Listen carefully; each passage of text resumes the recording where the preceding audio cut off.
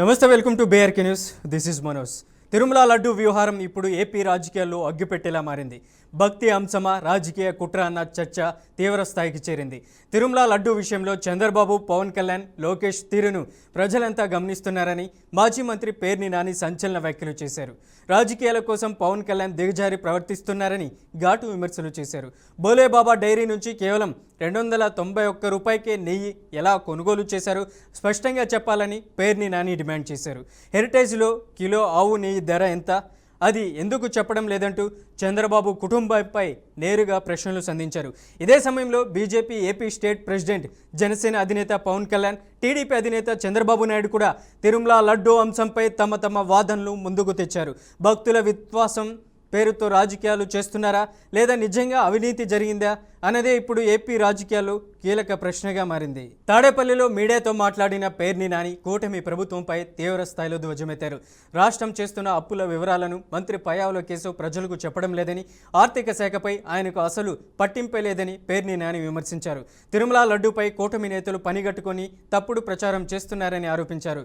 Bhole Baba dairy నుంచి నెయ్యి కొనుగోలు చేసింది చంద్రబాబు హయాంలోనేని పేర్ని నాని స్పష్టం చేశారు. అయితే ఇప్పుడు ఆ వ్యవహారాన్ని వైసీపీపై నెట్టే ప్రయత్నం జరుగుతుందని మండిపడ్డారు. మరోవైపు బీజేపీ ఏపీ స్టేట్ ప్రెసిడెంట్ మాత్రం తిరుమల లడ్డు విషయంలో పూర్తి పారదర్శకత అవసరమని, భక్తుల విశ్వాసాన్ని దెబ్బతీసే అంశాలపై స్పష్టమైన విచారణ జరగాలని డిమాండ్ చేస్తున్నారు. ఈ వ్యవహారంలో ఎవరి తప్పు చేసినా చర్యలు తప్పవని బీజేపీ నేతలు హెచ్చరిస్తున్నారు. జనసేన అధినేత పవన్ కళ్యాణ్ మాత్రం తిరుమల లడ్డు అంశాన్ని భక్తుల భావోద్వేగాలకు సంబంధించిన అంశంగా చూపిస్తూ రాజకీయాలకు అతీతంగా చూడాలంటున్నారు. అయితే పవన్ గతంలో దేవుడిపై తనకు నమ్మకం లేదని చెప్పిన వ్యాఖ్యలను గుర్తు చేస్తూ పేర్ని నాని తీవ్ర విమర్శలు గుప్పించారు. రాజకీయ లబ్ధి కోసం ఇప్పుడు భక్తి ముసుగులో మాట్లాడుతున్నారని పవన్ పై నేరుగా ఆరోపించారు. టీడీపీ అధినేత చంద్రబాబు నాయుడు కూడా తిరుమల లడ్డు విషయంలో నాణ్యత, పారదర్శకతపై ప్రశ్నలు లేవనెత్తుతూ ప్రభుత్వం సమాధానం చెప్పాలని డిమాండ్ చేస్తున్నారు. ఒకవైపు వైసీపీ కౌంటర్ ఆరోపణలు, మరోవైపు కూటమి నేతల దాడి రాజకీయాలు మధ్యలో భక్తుల విశ్వాసం కీలకంగా మారింది. ఇది నిజమైన అవినీతి ఆరోపణలా, లేదా రాజకీయ లబ్ధి కోసం సాగుతున్న మాటల యుద్ధమా? తిరుమల లడ్డు వివాదం ఏపీ రాజకీయాలను ఎటు తీసుకెళ్తుందో ఇంకా వేచి చూడాల్సిందేనే. ఇక ఇదే అంశంపై లైవ్లో చర్చించడానికి టీడీపీ అధికార ప్రతినిధి ఈమని సూర్యనారాయణ గారు మనతో పాటు ఉన్నారు. అలాగే వైఎస్ఆర్సీపీ నుంచి కొమ్మూరి కనకరావు, ఎస్సీసెల్ రాష్ట్ర అధ్యక్షులు లైవ్లో జాయిన్ అవుతారు. ఇరువురు నాయకులు ఇద్దరికి నమస్కారం. ముందుగా ఈమని సూర్యనారాయణ గారి దగ్గరికి వెళ్దాం. టీడీపీ అధికార ప్రతినిధి, మనకు ఎన్నో చర్చల్లో పాల్గొన్నారు. ఇవాళ లడ్డు అంశంపై గురించి ప్రధానంగా మనకు చర్చ జరగబోతుంది. ఏంటి సూర్యనారాయణ గారు, ప్రధానంగా లడ్డూకి సంబంధించినటువంటి మీ కూటమి ప్రభుత్వం అధికారంలోకి వచ్చినటువంటి సందర్భంలో ఏదైతే సిట్ సంబంధించినటువంటి ఒక రిపోర్ట్ను కూడా వేశారు, సిట్ సమక్షంలో కూడా ఒక నివేదికను కూడా తెప్పించుకున్నారు. సిబిఐ సిట్ ద్వారా కూడా ఒక రిపోర్ట్ అయితే రెడీ అయింది. మరి సుప్రీంకోర్టును నమ్మట్లేదా, లేకపోతే సిబిఐ ఇచ్చినటువంటి సిట్ రిపోర్ట్ను కూడా నమ్మట్లేదా? ఏంటి లడ్డు వ్యవహారంలో ఇది ఎంతవరకు దారి తీసేటువంటి అవకాశం ఉంది? ఏం చెప్తారు? మనోజ్ గారు నమస్కారం అండి. మీకు ప్యానల్లో ఉన్నటువంటి కాకారావు గారికి, అదే బీఆర్కే వ్యూవర్స్కి అందరికీ కూడా శుభ సాయంత్రం అండి. మీరు ఓపెనింగ్ కామెంట్స్లో చెప్పినట్టుగా ఎవరు కూడా భగవంతుని మనస్ఫూర్తిగా విశ్వసించే వాళ్ళు ఎవరు దేవుణ్ణి రాజకీయాల్లో వాడుకోవాలని పొరపాటు కూడా చూడండి. ముఖ్యంగా కూటమి నేతలు చంద్రబాబు నాయుడు గారికి వెంకటేశ్వర స్వామి అంటే అత్యంత భక్తి శ్రద్ధలు, విశ్వాసం ఉన్నటువంటి వ్యక్తి ఆయన కానీ, కూటమి నేతలు కానీ, ఈ కూటమి పార్టీలు కానీ భగవంతుడిని రాజకీయాలుగా వాడుకోవాలంటే కుచితమైనటువంటి బుద్ధి అయితే లేదు. ఖచ్చితంగా 2019, 2024 మధ్య వైసీపీ ప్రభుత్వంలో నెయ్యి కల్తీ జరిగిన మాట వాస్తవం, అక్షర సత్యం.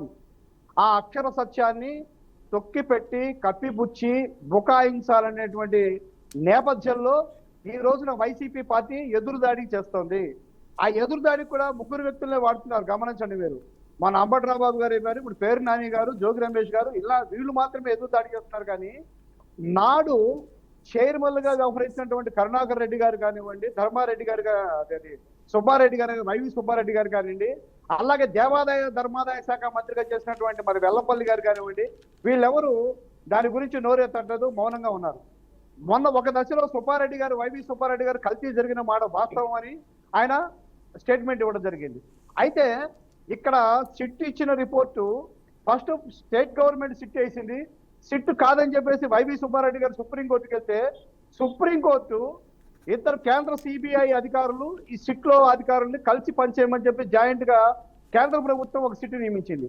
ఆ సిట్ ఇచ్చిన నివేదిక 35వ పేజీలో స్పష్టంగా అది నెయ్య కాదు, కల్తీ పదార్థాలతో జరిగింది. పామాయిల్, ఈత కెమికల్స్, బాత్రూమ్లకు వాడేటువంటి దౌర్భాగ్య కెమికల్స్ ని కూడా అందులో వాడారు. పూర్తి కెమికలైజ్డ్ ఇది. నెయ్యే, పాలే సప్లై చేయనటువంటి ఫ్యాక్టరీకి నెయ్యి ఎక్కడి నుంచి వస్తుందని స్పష్టంగా సిట్ 35వ పేజీలో ఇచ్చింది. ఒకసారి వైసీపీ అధినేత జగన్మోహన్ రెడ్డి గారు కావచ్చు, ఆ పార్టీ నాయకులు కావచ్చు, ఆ నివేదిక చదువుకుని మాట్లాడితే బాగుంటుంది. ఇంకొక విషయంకి వస్తే, ఇవాళ కల్తీ జరగలేదు బుకాయించేటప్పుడు అసలు వైవి సుబ్బారెడ్డి గారి పిఏ చిన్నప్పకి కొన్ని కోట్ల రూపాయల ధనం ఆయన అకౌంట్లోకి ఎట్లా పడింది, ఆ డైరీ నుంచి ఎలా వచ్చింది, ఆ డైరీని వాళ్ళు ఎలా బ్లాక్మెయిల్ చేయించారు.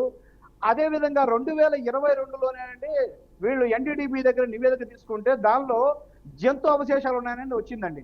వాళ్ళు శాంపిల్ తీస్తే దాన్ని తొక్కిపెట్టి దాచిపెట్టారు. మా 24లో మా ప్రభుత్వం వచ్చిన తర్వాత రెగ్యులర్ ప్రాసెస్ లో మేము నియ్యని నివేదికకి పంపించంగా ల్యాబ్కి, అందులో అవశేషాలు ఉన్నప్పుడు ఈ కల్తీ విషయం అనేది బయటపడింది. అలాగే మైసూరుకు సంబంధించి సెంట్రల్ గవర్నమెంట్ సిటిఆర్ఎఫ్ అనే నివేదిక కూడా స్పష్టంగా అందులో కల్తీ ఉంది, అది నెయ్యే కాదని చెప్పి నివేదిక ఇవ్వడం జరిగింది. ఇన్ని ప్రభుత్వ రంగ సంస్థలు, నేషనల్ ప్రెస్టీజియస్ జాతీయ డైరీ ఫార్మ్స్ నివేదిక సంస్థలు కల్తీ జరిగిందని ఒక పక్క ఘోషిస్తుంటే, సుప్రీంకోర్టు నియమించినటువంటి సిట్టు 35వ నివేదికలో స్పష్టంగా చెబుతుంటే, ఒక వైసీపీ నాయకులకి, జగన్మోహన్ రెడ్డి గారికి మాత్రమే జరగలేదనే దాన్ని ఇవాళ మాట్లాడడం అత్యంత హేయకరమైనటువంటి విషయంగా ఉంది.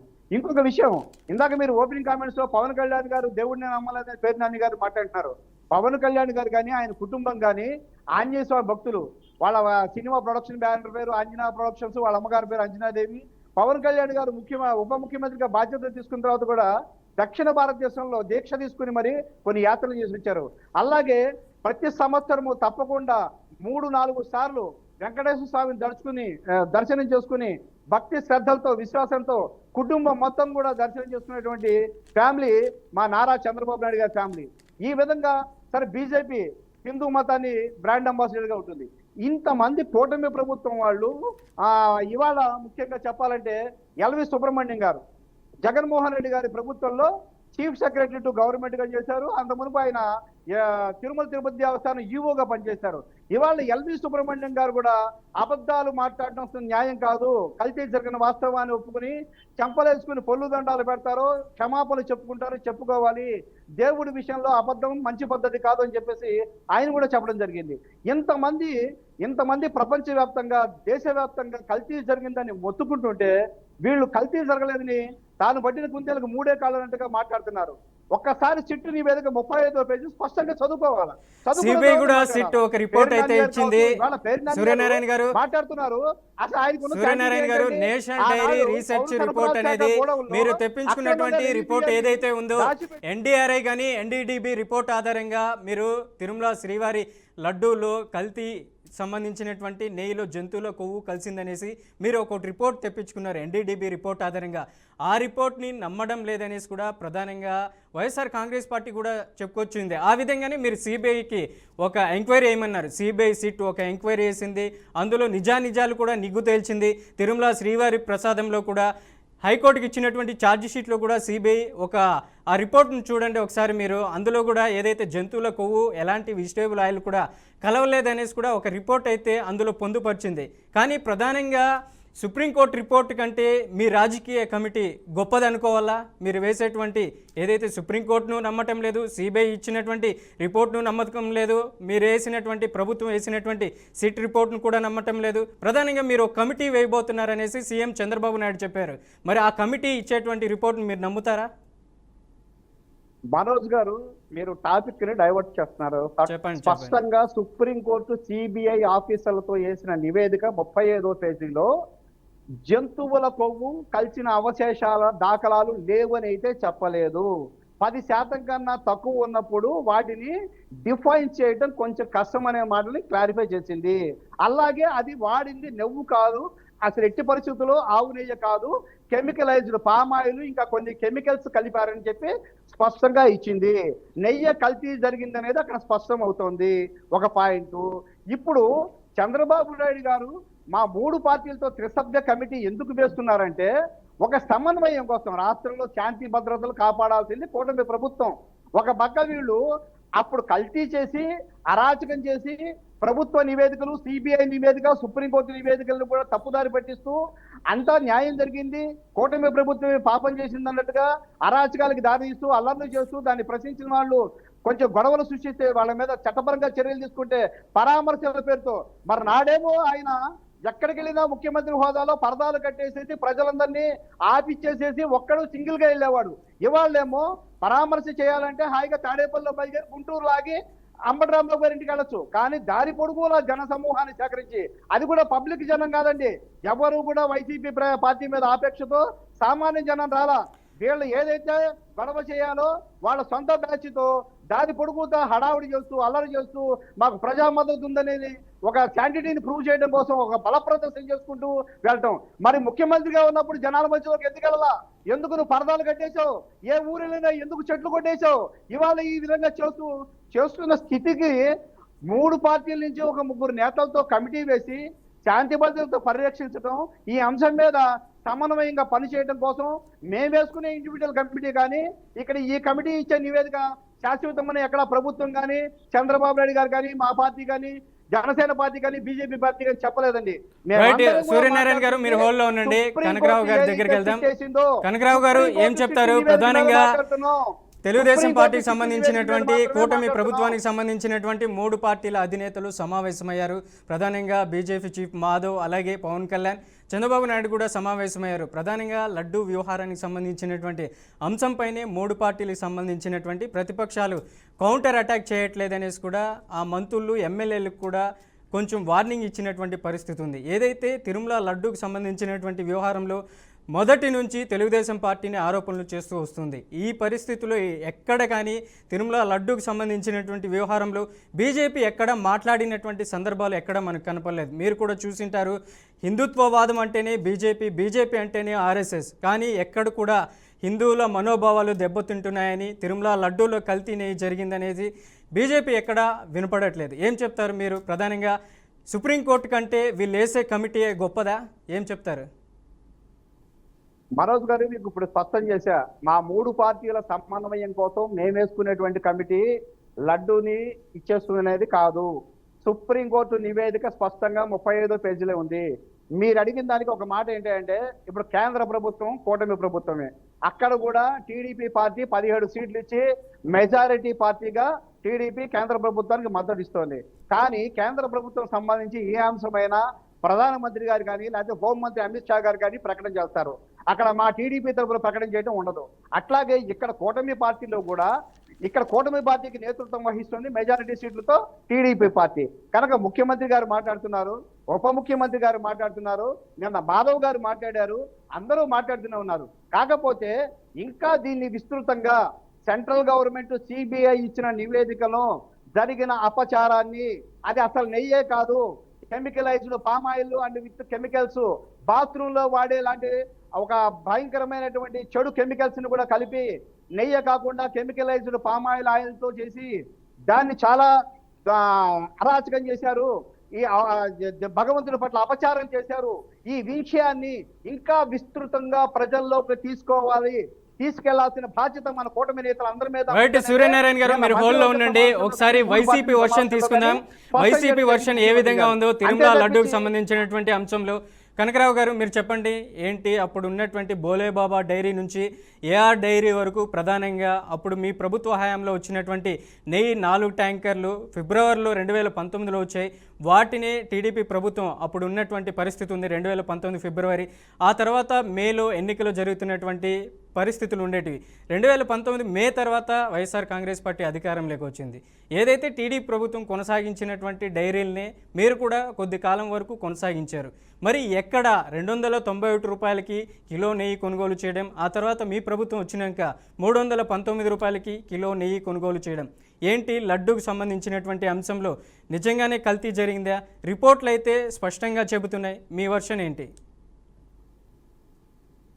సార్ మనోజ్ గారు, అదేవిధంగా సూర్యనారాయణ గారికి, అదేవిధంగా బీఆర్కే న్యూస్ ప్రేక్షకులందరూ కూడా నా హృదయపూర్వక నమస్కారాలు.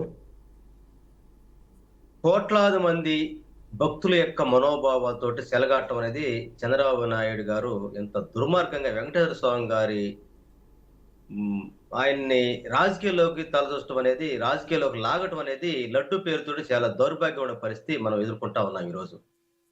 ఎంత దౌర్భాగ్యం అంటే భోలే బాబాని సంస్థని దాన్ని ఆ ఏజెన్సీని గాని మొదట తెచ్చిందే చంద్రబాబు నాయుడు గారు. వారు అధికారంలో ఉన్నప్పుడే తెచ్చింది. అదే రేటు 2290 చిల్లర పైగా ఆ రేట్ ఫిక్స్ చేసిందే వాళ్ళు.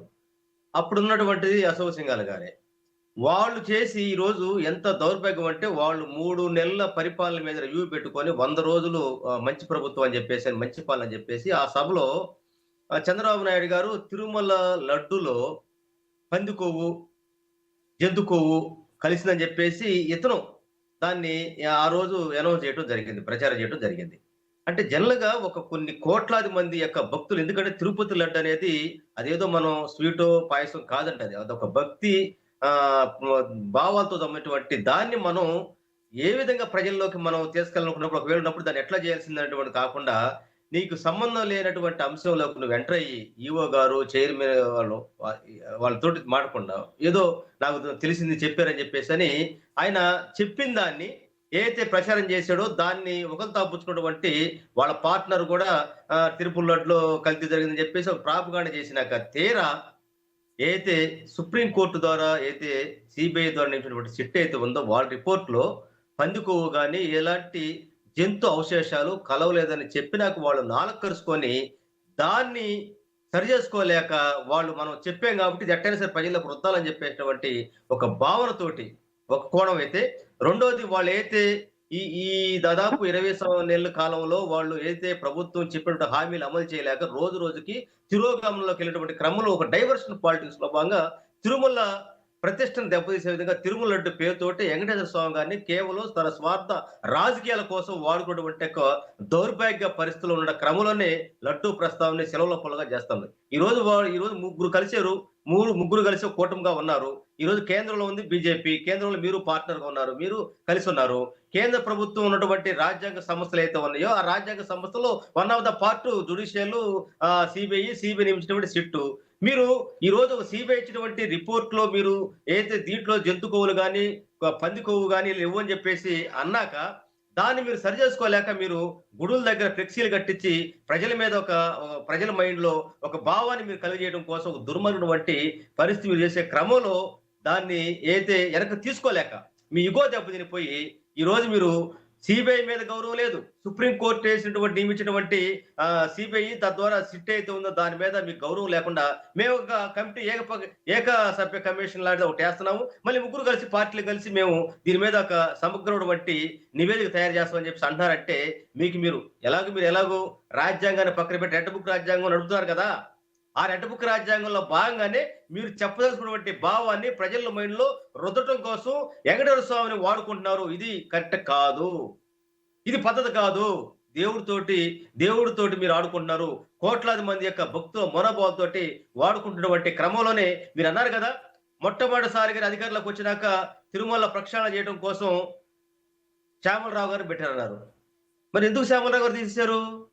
ఇదే సింఘాల్ గారు గతంలో చేశారు, మరలా ఇప్పుడు చేశారు. ఎందుకు చేశారు అంటే, దాంట్లో అవినీతి మీ ప్రభుత్వంలో మీరు వచ్చినాక జరుగుతున్నది తెలుసుకున్నాక మీరు ఏదైతే ఒక మాట ప్రజల్లోకి ఒక భావాన్ని రుద్దేశారో, పందికోవని జంతుకోవని చెప్పి రుద్దేశారో, మీరు మీ పార్ట్నర్ అయితే జనంలోకి రుద్దేశారో, దాన్ని తప్పించుకోవడం కోసం అధికారులు పనిచేస్తున్న పరిస్థితుల నుంచే సింఘాల్ గారిని మార్చడం జరిగింది.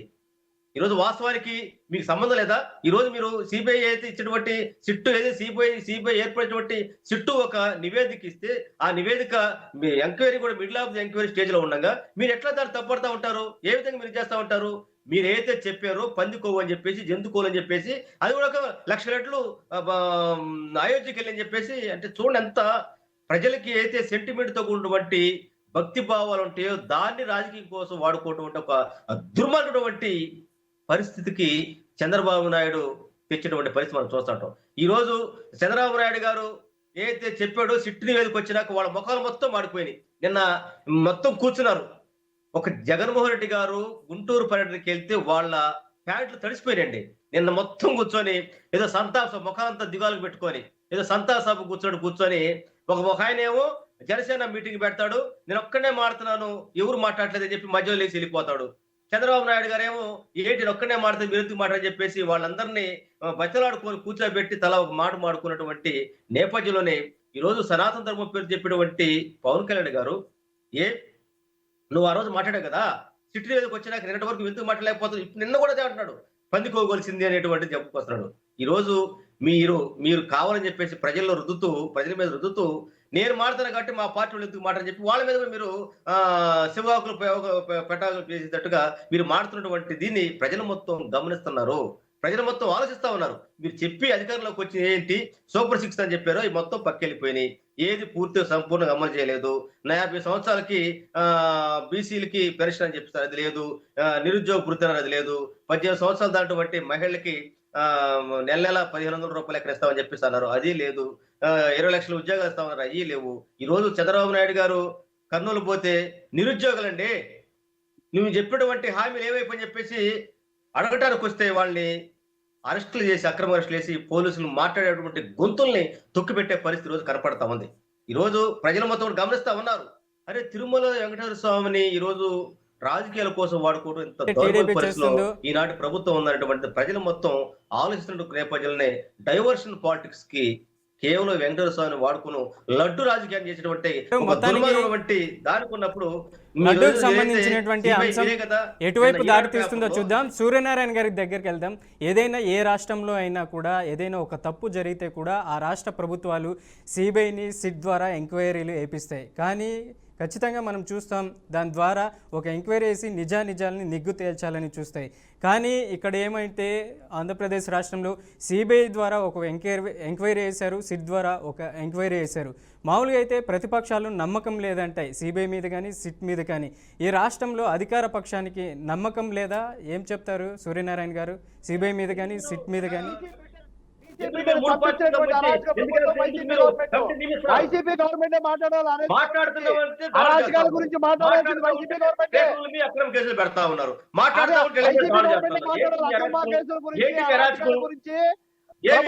పోలీసుల పాలన గురించి వైసీపీ గవర్నమెంట్ మాట్లాడాలి. మరి వైసీపీ పార్టీ మాట్లాడాలా? మాస్క్ అడిగిన నేరాలకు డాక్టర్ని చంపించింది ఎవరు? బీసీ బాలుని అక్క మీద అగాయితం జరిగిందని ప్రశ్నించిన బీసీ బాలుని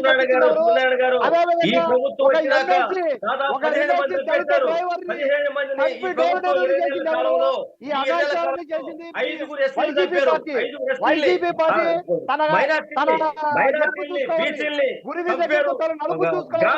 చేస్తున్నారు, దాడులు చేస్తా ఉన్నారు.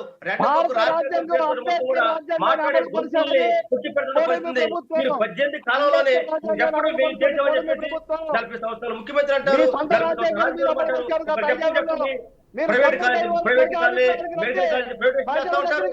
భూములు మొత్తాన్ని 1000 కోట్లు సంబంధించిన భూములు మొత్తాన్ని అక్రమంగా 5,000 కోట్ల రూపాయల ప్రాపర్టీ భూములు ఉపయోగిస్తూ ఉంటారా? ఏంటి మీరు చేసేది? ఏం చేసి చెప్పండి. ఈ 18 ప్రభుత్వ మొత్తాన్ని ఖర్చు పెడతా ఉన్నారు. రైట్, టాపిక్ డైవర్ట్ అయ్యేటువంటి అవకాశం ఉంది. లడ్డూకు సంబంధించినటువంటి వ్యవహారం గురించి మాట్లాడుకుంటున్నాం. ఏదైనా ప్రధానంగా చర్చలో పాల్గొన్నటువంటి సూర్యనారాయణ గారికి అలాగే కనకరావు గారికి ధన్యవాదాలు. Thank you so much. మొత్తానికి తిరుమలకు సంబంధించినటువంటి లడ్డూ వ్యవహారం ఏదైతే ఉందో ప్రధానంగా లడ్డూకు సంబంధించినటువంటి అంశంలో కల్తీ జరిగిందనేసి కూటమి ప్రభుత్వం ఆరోపిస్తూ వస్తుంది. సిబిఐ ఎంక్వైరీ వేసింది, సిట్ ఎంక్వైరీ వేసింది, ఏదైతే ఎన్డీడీబీ అలాగే ఎన్టీఆర్ఐ రిపోర్టులను కూడా తెప్పించుకుంది. మొత్తానికి తిరుమలకు సంబంధించినటువంటి లడ్డూ వ్యవహారం కల్తీలో ఎటువంటి కల్తీ జరగలేదు అనేసి సిబిఐ తన ఛార్జ్ షీట్లో ఒక పొందుపరిచింది, ఒక రిపోర్ట్ను కూడా తయారు చేసింది. అది హైకోర్టు కూడా సమర్పించినటువంటి పరిస్థితి ఉంది. మొత్తానికి ఇప్పుడు తెలుగుదేశం పార్టీ అలాగే కూటమి ప్రభుత్వం ఏదైతే కూటమిలో ఉన్నటువంటి జనసేన, బీజేపీ భాగస్వామ్యంతో ఉన్నటువంటి టీడీపీ 3 పార్టీలు రియాక్ట్ అయ్యాయి. దీనిపైన ఒక కమిటీ వేయబోతున్నాం. ఈ కమిటీ ఆధారంగానే తిరుమలకు సంబంధించినటువంటి లడ్డూలో నెయ్యిలో కల్తీ జరిగిందా లేదా అనేది కూడా ఈ కమిటీ ద్వారా తెలియజేస్తున్నాం అనేసి కూడా త్వరలోని కమిటీలో మెంబర్లు కూడా నియమించబడుతున్నాం అనేసి కూడా టీడీపీ చెప్పుకొస్తుంది. మొత్తానికి ఏదైతే సిబిఐ వేసినటువంటి తన ఛార్జ్ షీట్లో పొందుపరిచినటువంటి లడ్డూకు సంబంధించినటువంటి అంశంలో కల్తీ జరగలేదని సిబిఐ చెప్పినా, సిట్ చెప్పినా, మిగతా చట్టసభలు చెప్పినా, సుప్రీంకోర్టు చెప్పినా కూడా మొత్తానికి ఇది కూటమి ప్రభుత్వం నమ్మటం లేదు. కూటమి ప్రభుత్వం సుప్రీంకోర్టు కంటే గొప్ప కమిటీని వేయబోతుందా? మరి ఆ కమిటీ ద్వారా నిజాలు నిగ్గు తేలేటువంటి అవకాశం ఉందా అనేది కూడా త్వరలో తెలియనుంది. ఇది ఇవాల్టి స్పెషల్ డిస్కషన్. మరో డిస్కషన్లో మళ్ళీ కలుద్దాం. చూస్తూనే ఉండండి బీఆర్కే న్యూస్.